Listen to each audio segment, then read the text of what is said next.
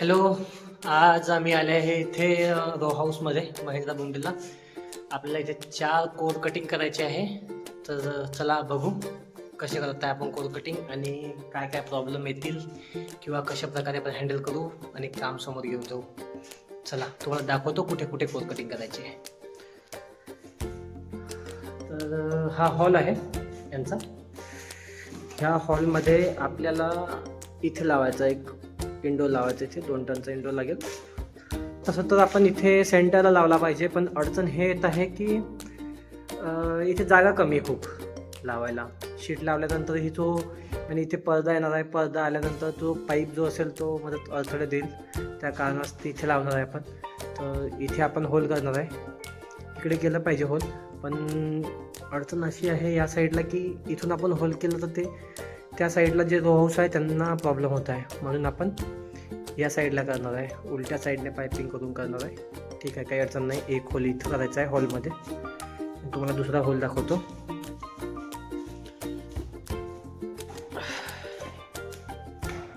हे बेडरूम आहे. इथे सेंटरला एसी लागणार आहे. तर इथे एक कोर करायचा आहे. त्या कोपऱ्यामध्ये तुम्हाला सेकंड दाखवतो, म्हणजे सेकंड झाला सॉरी थर्ड दाखवतो.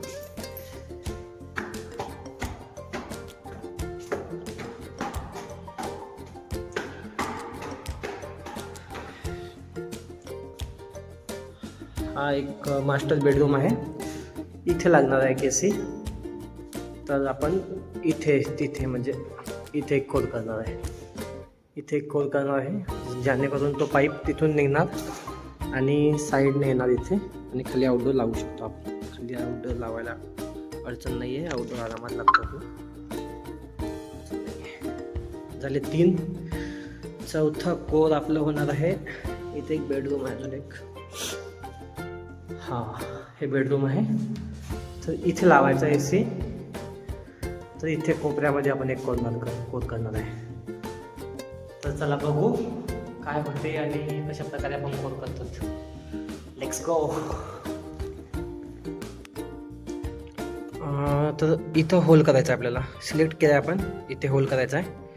ठीक आहे, इथे होल करायचा आहे. तर इथे होल करण्यासाठी आपल्याला इथून 10 इंच दूर एक मार्किंग आहे.